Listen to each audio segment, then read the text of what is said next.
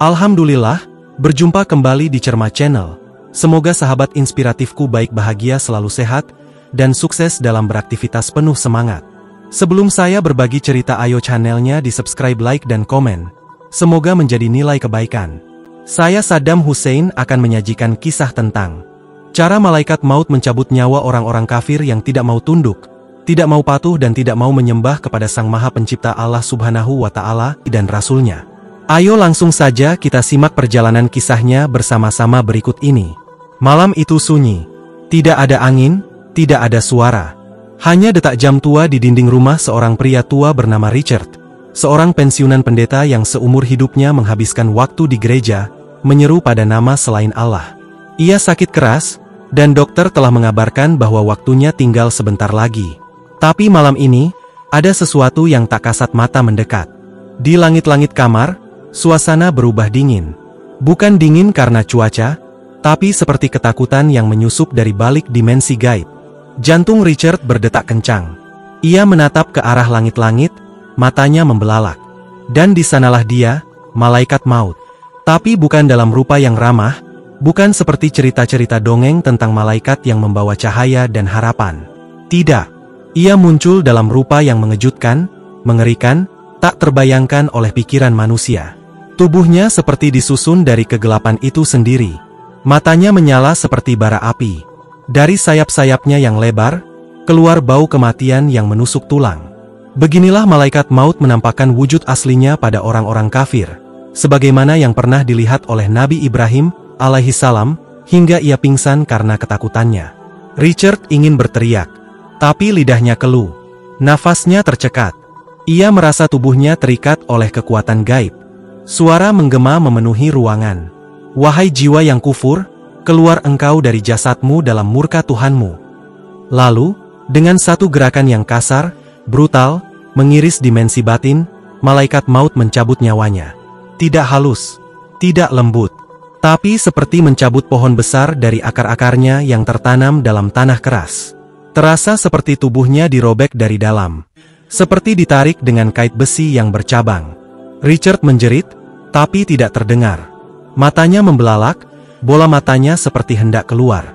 Mulutnya terbuka lebar, seolah ingin mengatakan sesuatu, tapi hanya suara seperti desis ular yang keluar. Siksaan awal dari ruh yang membangkang. Di luar, hujan mulai turun. Tapi di kamar itu, suasana lebih dingin dari kematian itu sendiri. Jiwa Richard dicabut dengan kekejaman yang tak mampu dijelaskan oleh pena atau lisan. Inilah balasan bagi mereka yang hidup tanpa pernah mengenal Allah sebagai Tuhan yang Esa. Dan ia bukan satu-satunya. Di sudut dunia yang lain, seorang pemuja berhala di kaki gunung sedang mengalami hal yang sama. Seorang biksu di balik dinding kuil merasa jantungnya seperti diremukkan. Seorang penyembah leluhur di ruang dupa melihat sosok mengerikan menembus dinding dan mengguncang tubuhnya. Malaikat maut mencabut nyawa mereka semua dengan rupa mengerikan dan cara yang penuh kekerasan. Sebagaimana firman Allah dalam surah Al-Anfal ayat 50. Sekiranya kamu melihat ketika para malaikat mencabut nyawa orang-orang yang kafir seraya memukul muka dan belakang mereka, dan berkata, rasakanlah olehmu siksa neraka yang membakar. Inilah akhir dari mereka yang tidak mau tunduk kepada Sang Pencipta. Gambaran lebih dalam, bagaimana para malaikat menghadang ruh-ruh kafir di gerbang langit, dan bagaimana mereka dilemparkan kembali ke bumi, dihina, dicaci oleh penduduk langit dan bumi. Jangan sobatku, dan semoga menjadi pelajaran bagi siapapun yang masih berpaling dari Allah. Sahabat inspiratifku yang berbahagia. Setelah dicabut dari jasadnya dengan cara paling kejam yang pernah dirasakan oleh makhluk hidup, ruh Richard melayang dalam ketakutan yang belum pernah ia alami seumur hidupnya. Tapi penderitaannya belum usai. Bahkan, itu baru awal dari azab panjang yang menantinya. Dua malaikat bermuka hitam mendatanginya. Tubuh mereka dipenuhi bara api yang menyala seperti besi panas. Wajah mereka tidak menyeratkan belas kasih, hanya kebencian dan kemurkaan atas kekufurannya kepada Allah.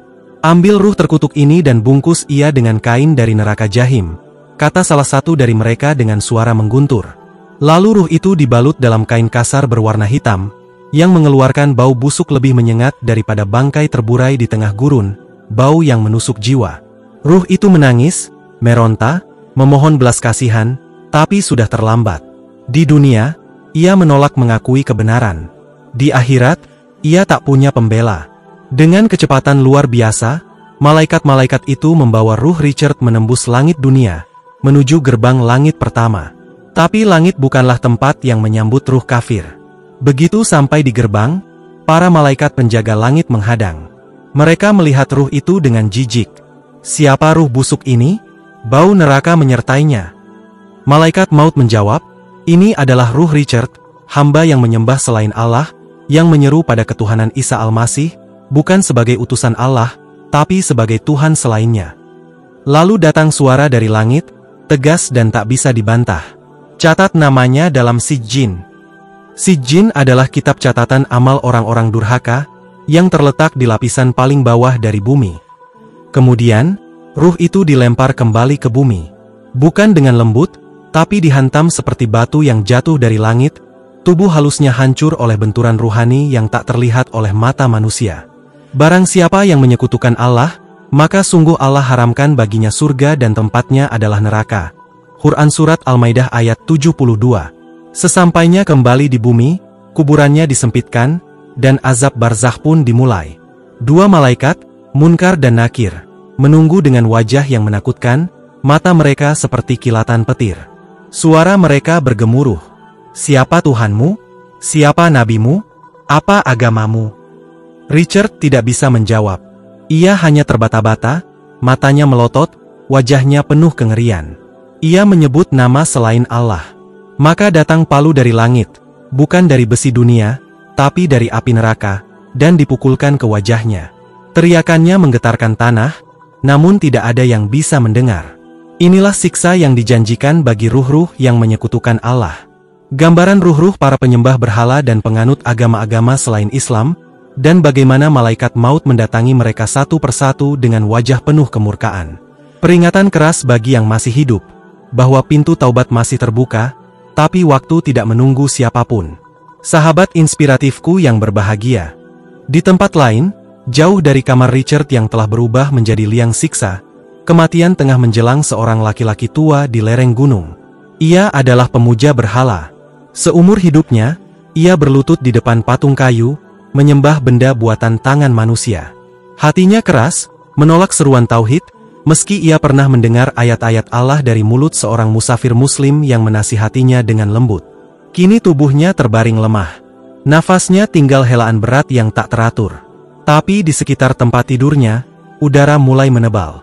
Tak terlihat oleh mata manusia, namun roh sang penyembah berhala mulai merasakan tekanan yang luar biasa. Ia menangis, tapi tak tahu kenapa. Ia menggigil, tapi bukan karena sakit, karena ruhnya mulai dicengkeram oleh tangan-tangan gaib yang tak bersahabat. Tiba-tiba, sebuah suara menggema dari balik tabir gaib. Wahai jiwa yang najis, keluarlah dalam murka dan laknat. Malaikat maut menampakkan dirinya, tapi bukan dalam rupa cahaya. Bukan seperti yang diceritakan dalam legenda-legenda suci agama lamanya. Wujudnya hitam pekat, matanya merah menyala, mulutnya menganga dengan gigi tajam seperti besi neraka. Di tangannya, ada alat pencabut ruh yang panjang, seperti cakar-cakar raksasa dari api. Seketika itu, tubuh sang penyembah berhala kejang hebat. Lidahnya tergigit. Bola matanya hampir terlepas dari rongga. Ia ingin lari, tapi sudah tak punya tubuh untuk digunakan. Dan ruh itu mulai dicabut, dengan cara yang sangat mengerikan. Ditarik dari tubuhnya seperti bulu yang tersangkut di pohon berduri, lalu dicabik, dikoyak, diseret. Lihat tafsir Ibnu Katsir tentang Quran Surat Al-Anfal ayat 50 dan 51. Ia berteriak, tapi suaranya lenyap di antara lapisan dimensi. Malaikat mencabut nyawanya seperti orang mencabut pohon besar dari akarnya di tanah batu. Penuh paksaan, penuh derita. Setiap urat ruhnya berteriak minta tolong. Tapi tak ada jawaban. Sebab yang datang adalah kebenaran yang tak bisa dibantah. Sementara itu, di dalam kuil yang tenang, seorang biksu tua tengah bermeditasi. Tapi malam itu bukan malam biasa. Saat ia menutup matanya, terbukalah dunia lain. Ia melihat api. Ia melihat kegelapan. Dan kemudian, ia melihat sesosok makhluk bersayap gelap. Matanya seperti dua matahari yang terbakar. Jubahnya meneteskan darah. Ia tak bisa bergerak. Bahkan tak bisa bernapas. Jantungnya berhenti sebelum waktunya. Malaikat maut datang padanya, tanpa senyum, tanpa salam, hanya kemarahan. Dan ruhnya dirobek dari tubuhnya tanpa ampun. Sebagaimana sabda Rasulullah Shallallahu Alaihi Wasallam, apabila ruh orang kafir keluar, maka malaikat-malaikat yang berada di langit, bumi, dan langit ketujuh melaknatnya. Hadits riwayat Ahmad dan Abu Dawud, sanad syahih. Di langit, setiap kali ruh-ruh itu dibawa naik, malaikat penjaga menolaknya. Mereka berkata, "Tidak ada tempat bagimu di sini. Kembali kau ke bumi. Kau bukan dari golongan yang mengenal Tuhan." Dan mereka dilemparkan kembali, tanpa kehormatan, tanpa belas kasihan, tanpa nama baik. Gambaran siksaan di alam barzakh yang lebih dalam, lubang kubur yang disempitkan hingga tulang-tulang beradu, palu dari neraka menghantam wajah ruh yang durhaka, dan penyesalan yang tak bisa ditebus meski dengan seluruh harta dunia. Ini adalah peringatan bagi mereka yang masih hidup, bahwa pintu taubat masih terbuka, sebelum malaikat maut datang tanpa mengetuk. Sahabat inspiratifku yang berbahagia, saat ruh-ruh kafir dilemparkan kembali ke bumi, tubuh-tubuh mereka telah terbujur kaku dalam kubur masing-masing. Tapi ruh mereka tak dibiarkan tenang. Justru di sanalah awal mula siksaan yang jauh lebih mengerikan daripada kematian itu sendiri. Richard, si mantan pendeta, kini terbujur dalam liang lahat. Tapi bukan seperti yang dibayangkan para pelayatnya. Dalam pandangan manusia, tubuhnya disemayamkan dengan nyanyian dan lilin. Namun dalam alam barzakh, kuburnya telah berubah menjadi jurang api neraka. Sempit, gelap, dan panas. Dua malaikat raksasa, berkulit hitam legam, bermata kilat, turun ke dalam kuburnya. Mereka adalah Munkar dan Nakir, malaikat penguji yang tugasnya bukan menyambut dengan senyum, tapi mengguncang dunia setelah mati. Suara mereka seperti guntur. "Men Rabbuka? Siapa Tuhanmu? Ma dinuka? Apa agamamu? Ma takulu fi hadza rajul? Apa yang kau katakan tentang pria ini, Nabi Muhammad Shallallahu Alaihi Wasallam?" Richard tidak bisa menjawab. Lidahnya keluh. Mulutnya bergemetar. Ia menyebut nama Tuhan yang salah. Ia menyebut agama buatan manusia. Ia bahkan tidak mengenal Rasul terakhir yang diutus Allah. Lalu sebuah palu raksasa, bukan dari besi bumi, tapi dari api jahanam, menghantam kepalanya. Terdengar suara remuk yang menggetarkan alam kubur. Mayat itu hancur, lalu disatukan kembali, untuk dipukul lagi. Berkali-kali, tak ada akhir. Di sebelah gunung yang sepi, pemuja berhala pun mengalami hal serupa. Kuburnya disempitkan hingga tulang rusuknya saling beradu. Ia menjerit minta tolong, tapi tidak ada yang mendengar. Ia dimasukkan ke dalam liang berapi, tempat ia diseret oleh ular-ular besar dan kalajengking raksasa yang mematuknya setiap kali ia mengingat sesembahannya selain Allah. Begitu pula sang biksu tua. Kuburnya menjadi pintu ke jurang neraka. Setiap malam dan siang, ia dihantui oleh api yang membakar, suara jeritan dari ruh-ruh yang lain, dan ketakutan abadi karena tak tahu kapan ini semua akan berakhir. Kubur bisa menjadi taman dari taman-taman surga, atau menjadi lubang dari lubang-lubang neraka. Hadits riwayat Tirmidzi dan Ahmad. Inilah barzakh, alam perantara antara dunia dan akhirat. Disinilah ruh-ruh menunggu hari kebangkitan. Tapi bagi yang kafir, setiap detik adalah siksaan. Setiap nafas adalah jeritan. Tidak ada waktu, tidak ada cahaya, tidak ada pengampunan. Hari kebangkitan tiba. Ruh-ruh dikembalikan ke jasad mereka. Tapi bukan untuk dibebaskan, melainkan untuk dipermalukan di hadapan seluruh makhluk, diseret ke padang mahsyar, dan menghadapi pengadilan Allah. Saksikan bagaimana orang-orang kafir menyesal, memohon kembali ke dunia, dan menyalahkan para pemimpin mereka. Tapi pintu taubat sudah tertutup selamanya. Sahabat inspiratifku yang berbahagia, setelah ratusan tahun di alam barzakh, yang terasa seperti ribuan tahun azab, terdengarlah tiupan sangkakala. Tiupan pertama mengguncang seluruh alam semesta. Gunung meledak, laut mengering, langit terbelah, dan semua makhluk mati. Lalu, datanglah tiupan kedua, seluruh jasad manusia dibangkitkan. Tulang belulang berserakan disatukan kembali. Daging tumbuh di atasnya, kulit menutupinya, dan ruh-ruh yang pernah disiksa di barzakh, dipaksa kembali masuk ke jasad mereka. Tapi ini bukan kehidupan, melainkan permulaan dari kehinaan abadi. Di padang mahsyar, manusia dikumpulkan. tak berpakaian, tak bersandal, tak bersunat. Tapi tidak ada yang peduli, karena ketakutan begitu besar menyelimuti setiap jiwa. Matahari hanya satu hasta di atas kepala. Panasnya membakar kulit. Keringat manusia menggenang hingga ke leher. Bahkan ada yang tenggelam dalam keringat dosa mereka sendiri. Richard, sang mantan pendeta, berdiri gemetar. Wajahnya hitam legam. Matanya melotot ketakutan. Tapi yang lebih mengerikan, ia tidak bisa berdiri sendiri. Malaikat Zabaniyah menariknya dengan rantai yang membara. Inilah dia, pendusta atas nama Tuhan, pengajak kesesatan, penyembah selain Allah. Di sisinya, sang penyembah berhala tertunduk hina, membawa sesembahan kayu yang dahulu ia puja, kini digantung di lehernya sebagai simbol kehinaan. Lalu sang biksu tua, mengenakan pakaian dari api, berjalan dengan kaki yang dibelenggu. Mereka dibawa ke hadapan Allah. Tak ada penerjemah, tak ada pengacara. Setiap lisan dikunci. Hanya tangan yang berbicara. Kulit menjadi saksi. Dan bumi merekam semua yang pernah mereka lakukan. Allah berfirman, pada hari ini kami tutup mulut mereka, tangan mereka berbicara kepada kami, dan kaki mereka menjadi saksi atas apa yang dahulu mereka kerjakan. Quran Surat Yasin ayat 65. Ketika buku catatan amal dibuka, wajah mereka semakin suram. Halaman demi halaman hanya berisi kesirikan, penolakan terhadap Islam, dan kebencian terhadap kebenaran. Mereka menangis, berlutut, memohon, "Wahai Rabb, kembalikan kami ke dunia. Kami akan menjadi hamba yang taat." Tapi Allah menjawab, "Bukankah telah datang kepadamu peringatan? Bukankah telah datang rasul-rasul kami menyampaikan ayat-ayat kami? Maka rasakanlah azabku. Hari ini tidak ada pertolongan." Lalu datanglah malaikat penjaga neraka, Zabaniyah, berjumlah 19, dengan kekuatan dan kebengisan yang tidak bisa dibayangkan oleh akal. Mereka menyeret para kafir dengan rantai panas, wajah mereka tertelungkup, tubuh mereka membusuk dalam dosa. Ini adalah neraka jahanam yang dahulu kalian dustakan. Quran Surat At-Takwir ayat 12 dan 14. Gambaran nyata neraka. Api yang menyala-nyala. Makanan dan minuman yang membuat isi perut mendidih. Pakaian dari tembaga cair. Jeritan demi jeritan yang tak pernah berakhir. Ini bukan dongeng.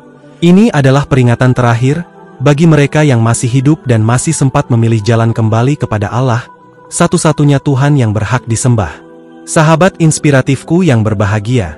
Mereka diseret, satu persatu. Tanpa ampun. Tanpa belas kasih. Richard, sang mantan pendeta, kini tidak lagi berdiri gagah. Jubah keagamaannya telah terbakar habis. Tubuhnya digeret dengan rantai panas yang membelit dari mulut ke anus. Tangannya terikat ke belakang. Wajahnya tertelungkup ke tanah neraka, yang membakar sebelum disentuh. Sementara itu, sang pemuja berhala menangis histeris. Tangannya memeluk patung kayu yang dulu ia sembah, kini berubah menjadi ular raksasa berapi, yang mematuk wajahnya dan menggigit telinganya dengan bisa api neraka. Ia menjerit, tapi tak ada yang menjawab. Sang biksu tua, berjalan di antara lautan api, dengan pakaian dari tembaga cair yang membakar kulitnya dari luar dan dalam. Kepalanya dipukul dengan martil dari neraka, tiap kali ia mencoba melarikan diri, padahal tak ada tempat untuk lari. Setiap kali kulit mereka hangus terbakar, kami ganti dengan kulit yang baru, agar mereka merasakan azab itu. Quran Surat An-Nisa ayat 56. Mereka dilemparkan ke dalam jahanam, dengan jeritan yang mengguncang seluruh neraka. Ya Malik, ya Malik, wahai penjaga neraka, hentikanlah ini semua. Tapi Malik, penjaga jahanam, hanya menjawab, sesungguhnya kamu tetap tinggal di neraka ini. Quran Surat Az-Zuhruf ayat 77. Api menyala ribuan warna. Merah, kuning, hitam, abu-abu. Panasnya 70 kali lipat panas api dunia. Nafas mereka terputus-putus. Setiap kali ingin mati, mereka dihidupkan lagi. Minuman mereka, darah nanah pendosa. Makanan mereka, pohon zakum yang berduri dan mendidih dalam perut seperti minyak panas. Mereka diberi minuman dari air yang sangat panas, yang memotong-motong usus mereka. Quran Surat Muhammad ayat 15. Mereka tak bisa beristirahat, tak bisa tidur, tak bisa mati. Mereka hanya menangis, menangis, menangis, hingga air mata mereka habis, lalu digantikan oleh darah. Dan di saat itulah penyesalan datang. Andaikan kami mengikuti Rasul, niscaya kami tidak termasuk penghuni neraka. Ya Allah, kirimkanlah kami kembali ke dunia. Kami tidak akan mengulanginya. Kami akan bersujud hanya kepada MU. Kami akan tinggalkan berhala. Kami akan peluk Islam. Tapi semuanya telah terlambat. Pintu tobat sudah tertutup. Kesempatan sudah sirna. Hari perhitungan telah tiba. Saudaraku, jika hari ini engkau masih bisa melihat matahari, masih bisa mendengar ayat-ayat Allah, masih bisa bernapas dan berpikir, maka itu bukan karena engkau kuat, tapi karena Allah masih memberi waktu. Waktu untuk kembali. Waktu untuk merenung. Waktu untuk meninggalkan semua bentuk syirik, penyembahan selain Allah, keangkuhan intelektual, atau kebutaan spiritual. Karena saat malaikat maut datang, tidak ada dokter, tidak ada imam, tidak ada biksu, tidak ada pendeta, tidak ada patung, tidak ada filsafat yang bisa menyelamatkanmu. Hanya la ilaha illallah. Sahabat inspiratifku yang berbahagia, demikian kisah ini saya sajikan, semoga bermanfaat, menambah literasi cakrawala berpikir kita, dan menginspiratif kehidupan yang lebih baik lagi, di dalam pengabdian kita kepada Sang Maha Pencipta Allah Ta'ala. Atas segala perhatian dan dukungan sobatku saya ucapkan terima kasih. Semoga menjadi nilai kebaikan. Saya Saddam Hussein mohon pamit undur diri, sampai berjumpa kembali di kisah inspiratif lainnya, dan saya akhiri. Wassalamualaikum warahmatullahi wabarakatuh.